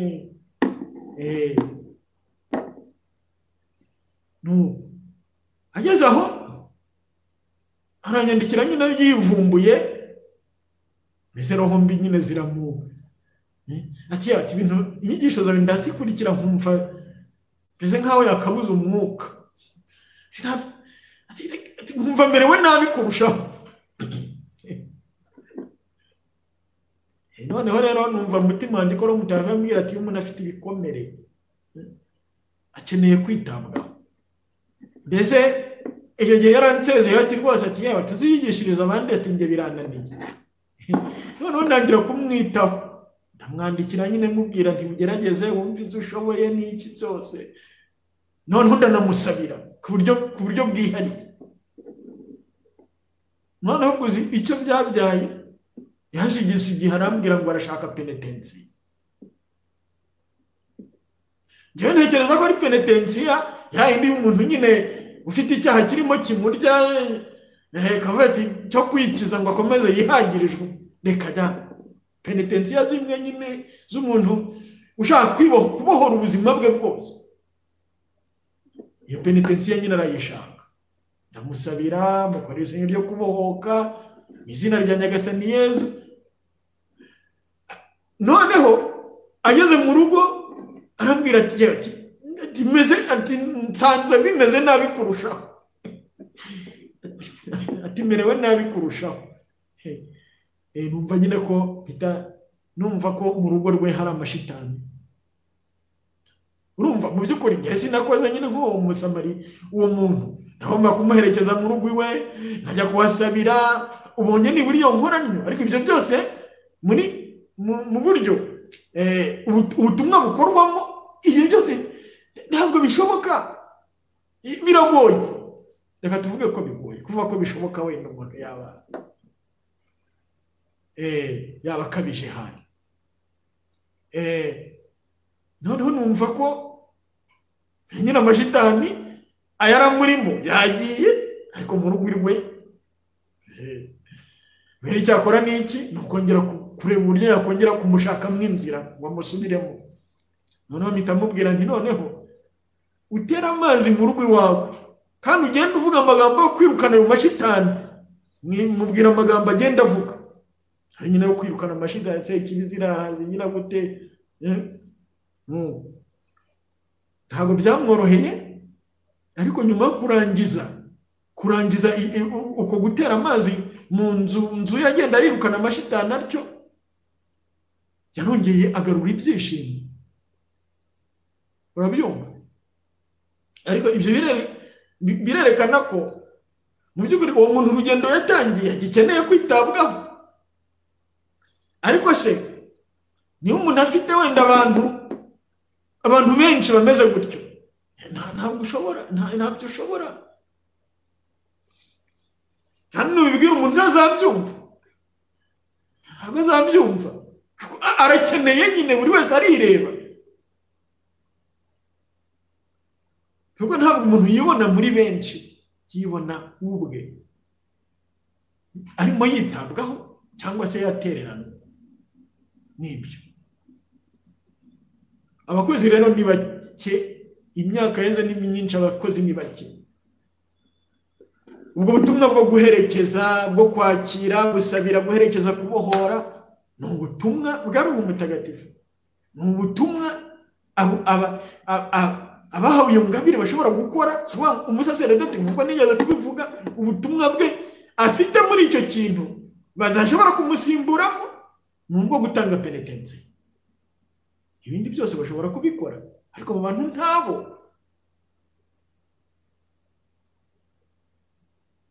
Yesu rero arimo araguhamagara. Yesu arimo araguhamagara. Niba naramutekereza gukora ubutumwa nk'ubwo, ubwawe tangira nyine ku giti cyawe nk'uko ibyo twakomeje kubivuga.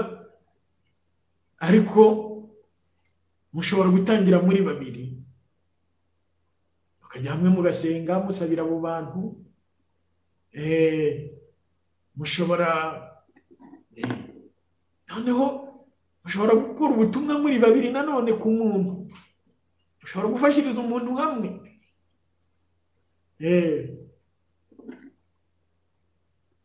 Tudatinze rero ubutaha tuzabona uko ibindi bijyanye n'uko itsinda rikora. Hari abantu babiri, ni batatu, ni bane, ni batanu. Hari ibyo nyine twabonye byo bagiye kwirukana amashitani aha n'aha, birukana amashitani mu muntu umwe. Hari ibiganiro bitari bike tumaze kugirana. Ariko uko itsinda noneho kugira ngo habeho itsinda ry'impuhwe za Nyagasani Yezu Kristo ahantu n'aha kandi rikore koko, ryangombye gukora rite, tuzabishakira ikiganiro cyabyo. Ahangaha nongere mvuge ko umuntu utangiye urugendo agomba gukurikiranwa bihagije, agasabirwa, bagasengana nawe, bakamusabira bari kure, kugira ngo adasubira mu menyo ya rubamba. hari abantu benshi nagiye mpura nabo nyuma nyine batakiri muri Yezu Kristo, ariko nyewe nasubiza inyuma ngasanga nyine iyo nza kubitaho kurushaho ibyo bitari kubabaho, ariko ubwo buryo ntibwashobokaga, ibyo ntibyashobokaga. Ariko aho ntashoboye kuba, iyo haza kuba abandi bantu, ibyo ntibyari gushoboka. Abo bantu bari kuba bandese ababyeyi b'abo bantu, abavandimwe, abaturanyi, abasengana nabo ba hafi. Muri iki gihe nyine icyaha cyari umugani w'abaturanyi cyari monogoje, ku buryo abantu badatinya kuroha abantu mu byaha. Avuga ati nta kibazo. Nk'ababyeyi babwira abana babo ngo nibijyane, ngo bazaba basezerana. Abo babyeyi bangana iki? Bazabibazwa. Ababoshya ngo bakuremwe amada kugira ngo nyine badaseba. Ibyo byose ni ibyaha bya karundura.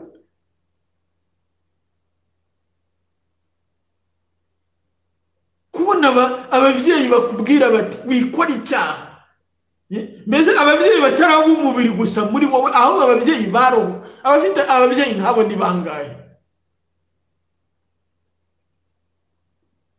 Abafite abavandimwe bahuye na Yezu bahora bashishikariza bati menya Yezu ni bangahe? Kandi noneho bakaba banabasabira babereka n'urugero, ni bangahe? Noneho ujya mu baturanyi, muri abo musengana abo bantu bose, kuko abo bantu bitwa ngo barasenga bose babaye abashumba baroho, reka tuvuge gutyo, tubite gutyo. Nkuriya Musamaritani wibwira ko hari roho yasohoka muri Kiliziya Gatolika ngo igiye muri indi dini, cyangwa se yakwiroha muri ibyo byaha? Ashwi. Uyu munsi rero Yezu arimo araguhamagarira nyine gukora ubwo butumwa, kuba umusirikare uherekeza roho z'abantu, kugira ngo Sekibi itazitukura mu biganza bya Yezu Kristo izishukashuka. Ukoresha amasengesho yawe, inama zawe n'urugero uziha. Mu yandi magambo navuga nti nyine Yezu arashaka abasirikare bo kurwana kuri roho ze, ko yacunguje amaraso ye, kandi nabo biteguye kumena yabo kugira ngo izo roho zitagira icyo ziba. Mu izina rya Nyagasani Yezu bashobora gutanga ibyo batunze byose. Ese reka tuvuge ntaho hantu ho gukorera,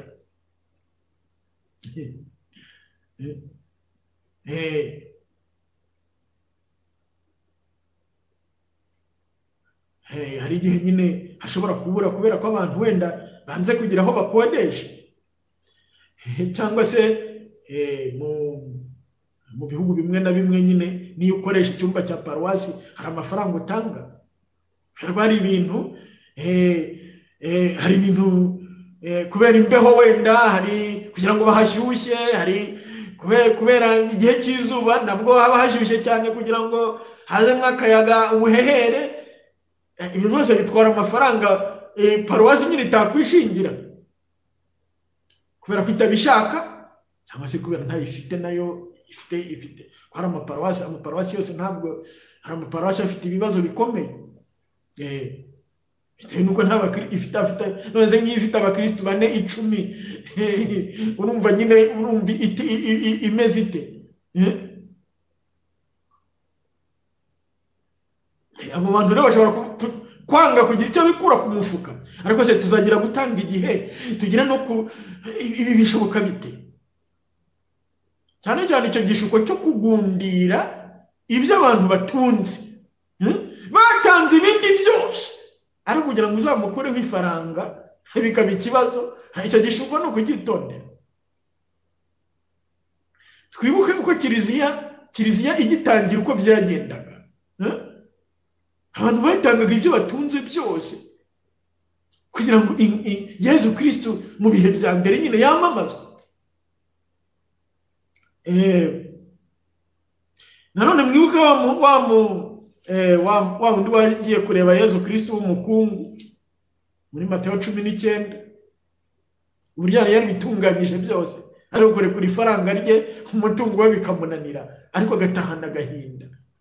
Nta gushidikanya ko kiliziya yacu ya none hari ibintu byinshi yakora, kubera ko hari abana bayo Yezu Kristo yagiye aha uburyo, ariko badashaka kurekura.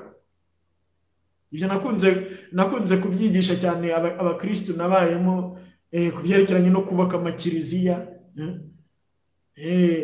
Buri wese atange uko ashoboye kugira ngo santrali igire ahantu duhurira heza, duhurira na Yezu, tukahishimira nawe akahishimira, akatwishimira.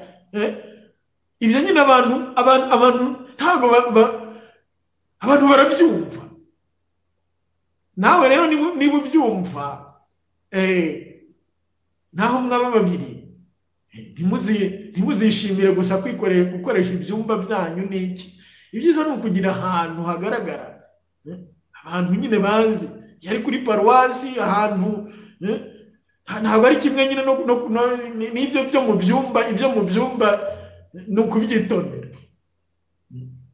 Bamwe muhurira kwa kanaka, nabyo niba ari nk'umuryango remezo ni byiza, niba ari nk'umuryango wanyu ni byiza, ariko niba ari itsinda ry'abasenga rihurira mu byumba, ibyo ntabwo ari byo. Ntabwo ari byo. Agomba gusengera ahantu hazwi hagaragara.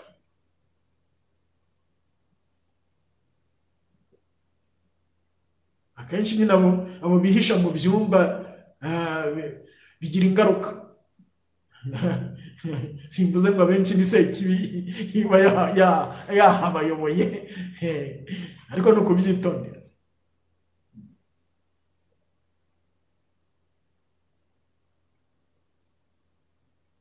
Ni byiza kugira aderesi izwi y'isengesho ryanyu niba mushaka gufasha abantu koko.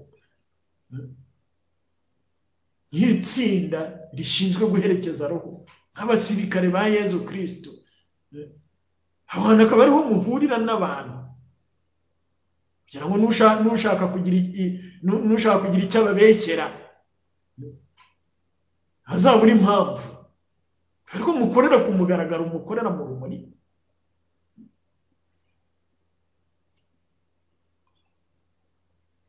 Niba mugiye kwirukana amashitani mu rugo, mukagaba igitero muturutse aho ngaho, kandi munahasengera nyine.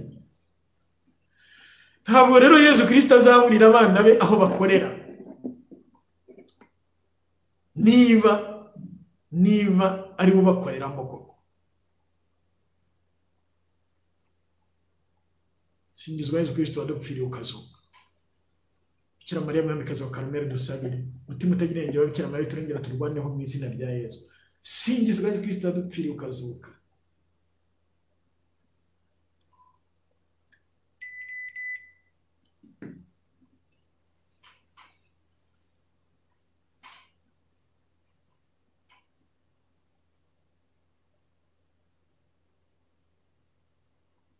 Reka turangize rero dutura Yezu uburwayi bwacu mu izina rye,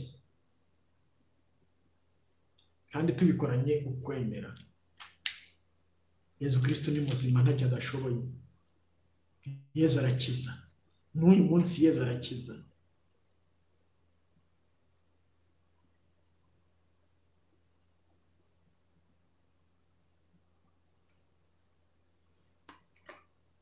Nyagasani Yesu, tugirire ubuntu Yesu, twumve Yesu kubw'amasengesho ya Bikira Mariya.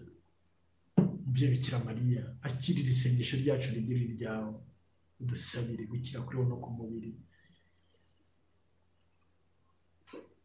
Ikirenge cyawe nigihwatagire ububasha bwa Nyakibi, muwo dusabira mu izina rya Nyagasani Yesu. Indwara zikira, amashitani ahunge, ingoyi zicike mu izina rya Nyagasani Yesu.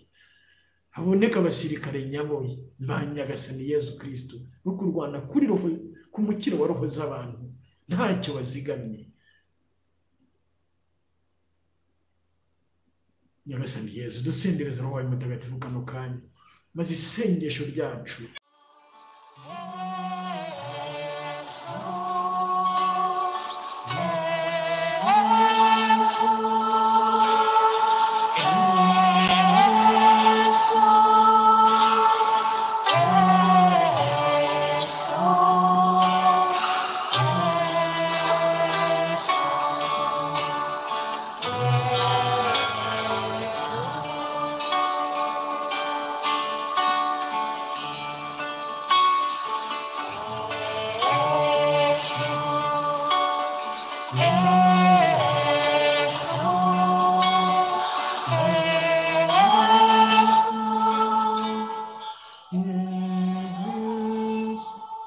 nyagasani Yesu dusendereza roho wawe mutagatifu asengera mu mitima yacu roho gukiza indwara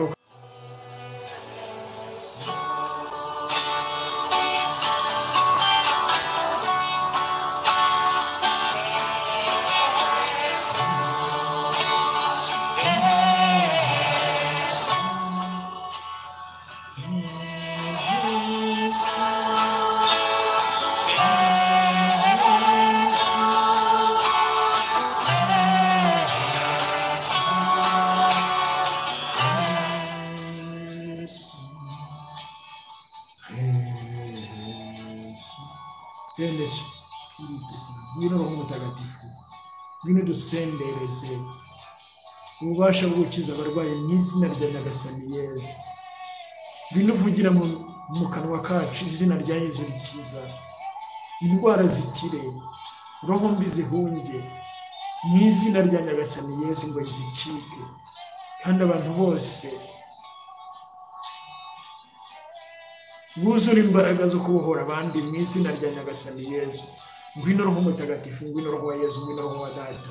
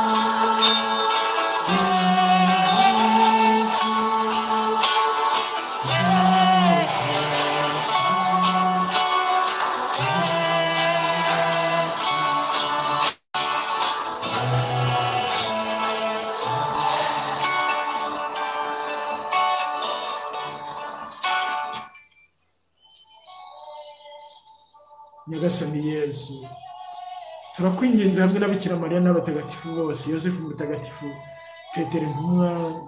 Petero mutagatifu intumwa Pawulo intumwa mutagatifu n'abatagatifu bose na mutagatifu Mariya Goreti twibuka none n'abatagatifu bose n'abamarayika bakuru rambura ibiganza byawe nyagasani Yesu maze indwara zikire amashitani ahunge mu izina ryawe Yesu wowe wavuze uti abazanyemera bazarambura ibiganza byabo ku barwayi maze indwara zabo zikire amashitani ahunge nyagasani Yesu uzuza ayo masezerano yawe kano kanya ndambura ibiganza byanjye mu izina ryawe Yesu nisunze ibyawe bikwiriye isi yose kuri buri wese nyagasani Yesu mukize uburwayi bwe Yesu mu izina ryawe nyagasani Yesu Yesu Yesu Yesu amaraso ya mutagatifu natembere mu maraso ya buri wese akiza indwara zose z'amoko yose mu izina ryawe Yesu kora kuri buri wese maze abafite ibibazo byo guhumeka ubakize Yesu abafite ibibazo by'amaso ubakize Yesu abafite ibibazo by'amenyo ubakize Yesu abarwaye inyama y'umuntu iyo ari yo yose kora gukiza Yesu abaruka amaraso bakize Yesu abafite imihango iryana bakize Yesu abo bose bajya mu mihango butarangiza kandi bakababara cyane bakore kubakize Yesu mu izina ryawe Yesu abarwaye malariya y'igisyo bakize Yesu mu izina ryawe Yesu abarwaye coronavirus COVID-19 bakize Yesu mu izina ryawe Yesu abafite ikibazo cy'amagufa cyangwa cy'imitsi bakize Yesu mu izina ryawe Yesu garagariza ububasha buri wese umugaragariza impuhwe zawe Yesu rambura ibiganza byawe maze na buri wese abasabira bakire mu izina ryawe Yesu kugira ngo azashobore gutanga ubuhamya agaragaza ububasha bw'izina ryawe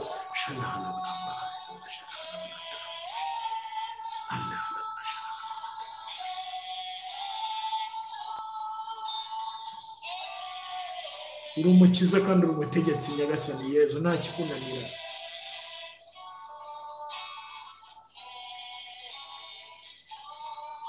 Sekibi w'ubwoba, sekibi w'ubusambanyi, sekibi w'ingeso mbi, sekibi w'ingeso mbi zose, sekibi w'imihango ya gipagani, sekibi uri we wese w'abanyamingi b'abaryangombe babitega, waba uri we wese w'abarungi, uw'ubuhakanyi cyangwa se uw'amabonekerwa atariyo, mu izina rya nyagasani Yezu Kristo ndakwirukanye. Genda ujye munsi y'umusaraba wa Yezu Kristo munyenga, ntuzagire ugaruka mu bibaho, ndabigutegetse mu izina rya nyagasani Yezu.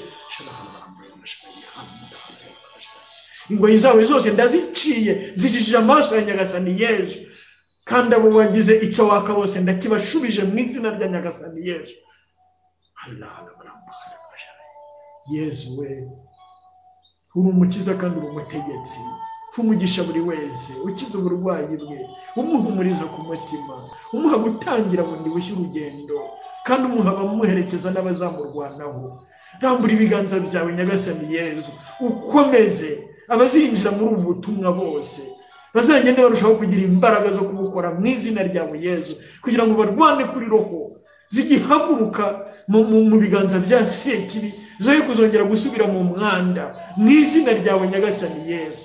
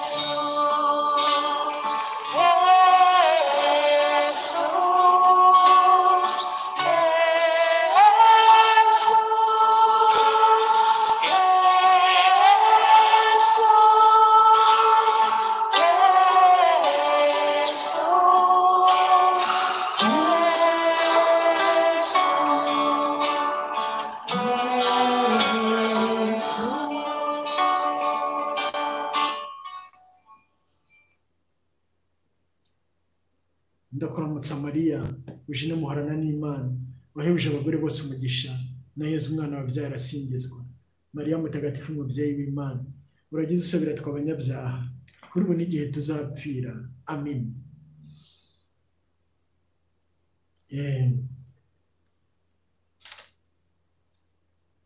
Yezu Kristo rero ni muzima, arakiza muri iri sengesho.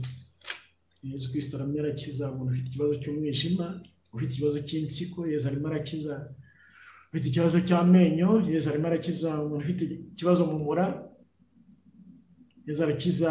Arimo arakiza umuntu ufite ikibazo cy'umugongo, Yezu arakiza umuntu ufite imvune zinyuranye, Yezu arakiza umuntu, arakiza umuntu burundu, ubusambanyi. Yezu arimo arakiza umuntu ufite ikibazo nyine cyo kuva. Yezu arimo araha isakaramentu ryo gushyingirwa abantu benshi babanaga mu busambanyi, bamwe barabwubatse ku busambanyi badasezeranye. Yezu Kristo arimo arakiza umuntu ubugumba. Yezu arimo arakiza umuntu ibicurane bimwe by'akarande. Yezu arimo arakiza umuntu ufite ikibazo cy'ibihaha. Yezu arimo arakiza umuntu ufite ikibazo cy'imihumekere muri rusange n'ibindi. Uyu munsi rero Yezu arakoze, urakoze Yezu, urakoze Yezu, urakoze Yezu. Singizwa Yezu Kristo wadupfiriye ukazuka.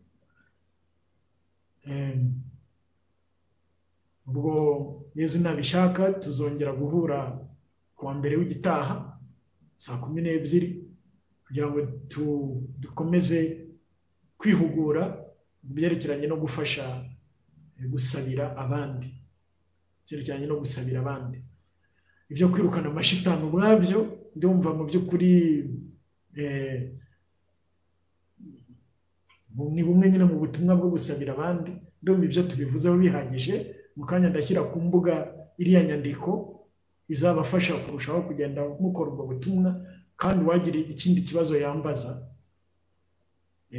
Kimwe nuko muramutse mukoze itsinda rya 2 rya 3 se mushobora nanjye kujya mumfasha munsaba kubaherekeza mu isengesho ryanyu, cyangwa se no kuba nabagira izindi nama mu izina rya Nyagasani Yezu kugira ngo ubutumwa bugende neza.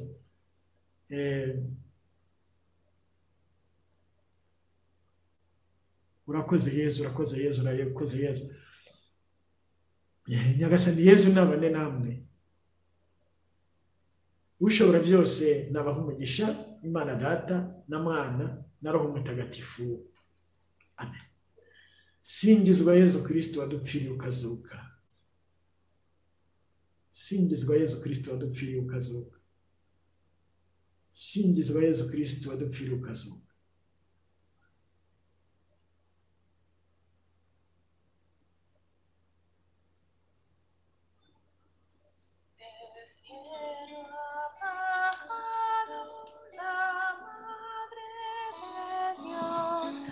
Cantemos el ave a su concepción. Ave, ave, ave María. Ave, ave, ave María. Cantad a María, cantad en su honor, tejidle guirnaldas, guirnaldas de amor. Ave, ave, ave María. Ave,